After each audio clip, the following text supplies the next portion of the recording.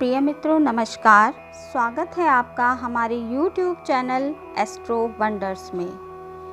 मित्रों, पुरानी कहावत है कि भजन और भोजन एकांत में ही करना चाहिए, लेकिन वर्तमान की भागदौड़ बड़ी जीवन शैली और भीड़ के बीच मंदिरों में तो शांतिपूर्ण माहौल में भगवान के दर्शन करना कठिन हो गया है और ध्यान लगाना तो अत्यंत ही कठिन है। ऐसी परिस्थिति में घर के अंदर ही एक पूजा स्थल बनाना सर्वोत्तम होता है।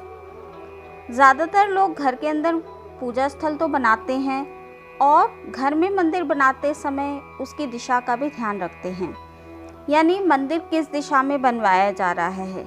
लेकिन दिशा ही नहीं, ऐसी बहुत सारी चीज़ें होती हैं जो मंदिर बनवाते समय हम सभी लोगों को ध्यान रखनी चाहिए।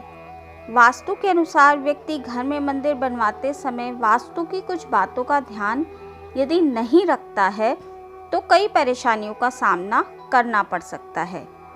तो चलिए अपनी इस वीडियो में जानते हैं कि मंदिर बनवाते समय किन किन बातों का ध्यान रखना चाहिए तथा उसके बाद पूजा स्थल में किन किन बातों का ध्यान हमें रखना चाहिए।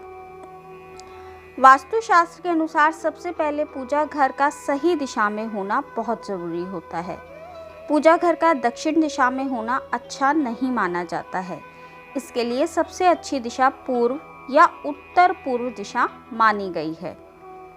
भगवान की मूर्ति को भी उत्तर या पूर्व की दीवार की तरफ ही रखना शुभ होता है, लेकिन इस बात का खास ध्यान रखना चाहिए कि मूर्तियों को कभी भी दीवार से सटाकर नहीं रखना चाहिए। पूजा करते समय व्यक्ति का चेहरा पूर्व या उत्तर दिशा की तरफ होना चाहिए। इससे सकारात्मक ऊर्जा आती है। ध्यान रखें कि पूजा घर कभी भी भंडार गृह यानी स्टोर रूम में नहीं होना चाहिए। पूजा घर में सदैव हल्के पीले, सफ़ेद या हल्के गुलाबी रंग की पुताई करवानी चाहिए। बेडरूम में पूजा घर का होना अच्छा नहीं माना जाता है। क्यों? क्योंकि बेडरूम में अधिकतर साफ सफाई का विशेष हम लोग ध्यान नहीं रख पाते हैं। घर के निचले हिस्से या बेसमेंट में भी पूजा घर नहीं बनवाना चाहिए। मंदिर में कभी भी भगवान की टूटी फूटी या खंडित मूर्तियों को नहीं रखना चाहिए। पूजा घर टॉयलेट या किचन के नीचे या फिर सीढ़ियों के नीचे जो स्थान बच जाता है उसमें कभी भी नहीं बनवाना चाहिए। यानी घर की अगर हम ग्राउंड फ्लोर पर पूजा घर बनवा रहे हैं तो फर्स्ट फ्लोर पर टॉयलेट आदि या सीढ़ियां जाती हुई या किचन नहीं होनी चाहिए उस स्थान पर। इससे नकारात्मकता आती है। पुराने मंदिर से भगवान की प्रतिमाओं को पूजा घर में नहीं रखना चाहिए, नई प्रतिमाओं को ही स्थापित करना चाहिए। साथ ही मंदिर ऐसी जगह पर भी नहीं होना चाहिए कि घर के मुख्य दरवाजे से प्रवेश करते हुए लोगों को वह बिल्कुल सामने दिखाई दे। इससे घर की जो सकारात्मक ऊर्जा होती है वह बाहर चली जाती है।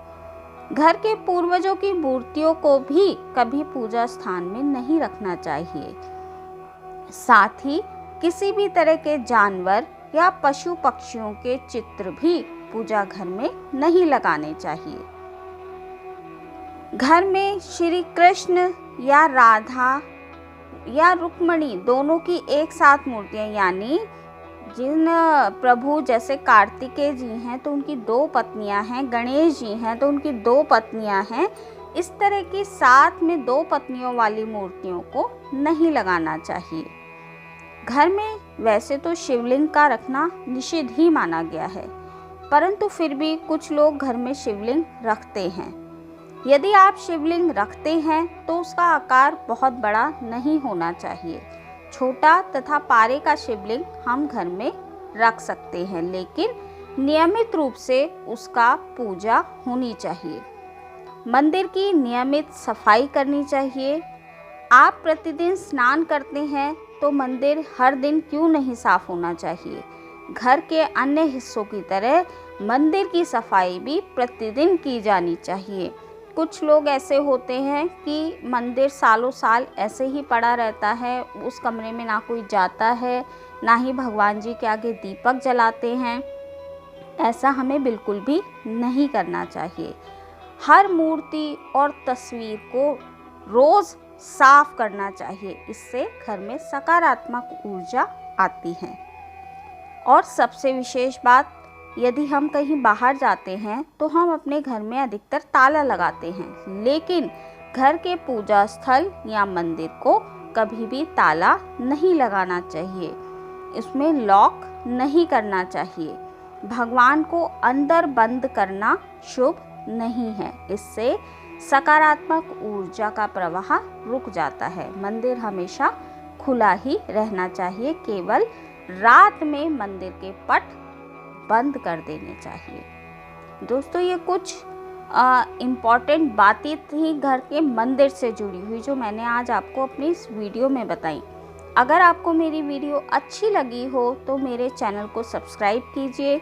मैं अपने इस चैनल पर ज्योतिष से जुड़ी तथा धर्म कर्म से जुड़ी जानकारी देती रहती हूँ। तो मिलती हूँ आपसे अगली वीडियो में अगली किसी रोचक जानकारी के साथ। तब तक के लिए नमस्कार।